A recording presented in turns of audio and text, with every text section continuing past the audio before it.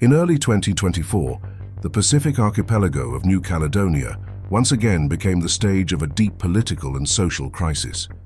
What began as a dispute over electoral reform quickly reignited one of the longest unresolved struggles of the modern era: the Kanak people's quest for self-determination and the end of French colonial control. For decades, France has presented New Caledonia as an overseas collectivity integrated within the Republic.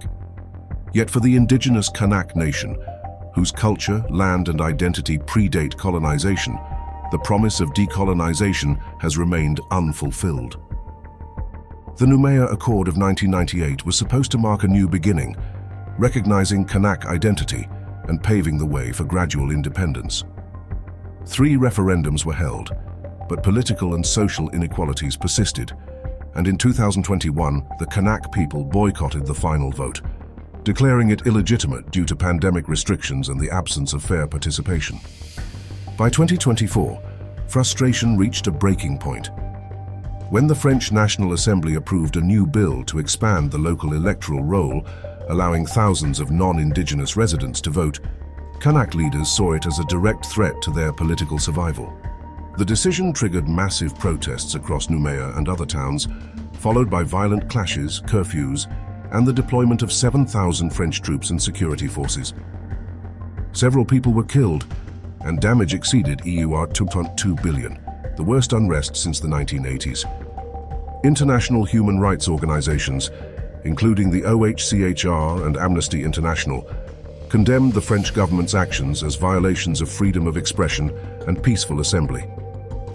UN special rapporteurs went further, warning that Paris had undermined the Noumea Accord and failed to respect the principles of free, prior, and informed consent of indigenous peoples under international law. Beyond the protests, the crisis exposed structural inequalities. Kanak unemployment is 3 times higher than among non-Kanaks, income disparities remain stark, and control over the New Caledonia's nickel industry, one of the world's largest, continues to rest in French hands. For many Kanaks, economic dependence has become the modern face of neo-colonial domination. Amid mounting pressure, President Emmanuel Macron suspended the electoral reform, calling for calm and renewed dialogue. Yet the mistrust endures, because for the Kanak people, this struggle is not merely about voting rights, but about recognition, dignity, and sovereignty. As UN experts emphasized, the future of New Caledonia will test France's true commitment to decolonization and human rights. In a world still shaped by colonial legacies, the crisis reveals a universal question: can democratic ideals coexist with colonial structures? Or will the call for self-determination in New Caledonia echo as one more reminder that freedom delayed is freedom denied?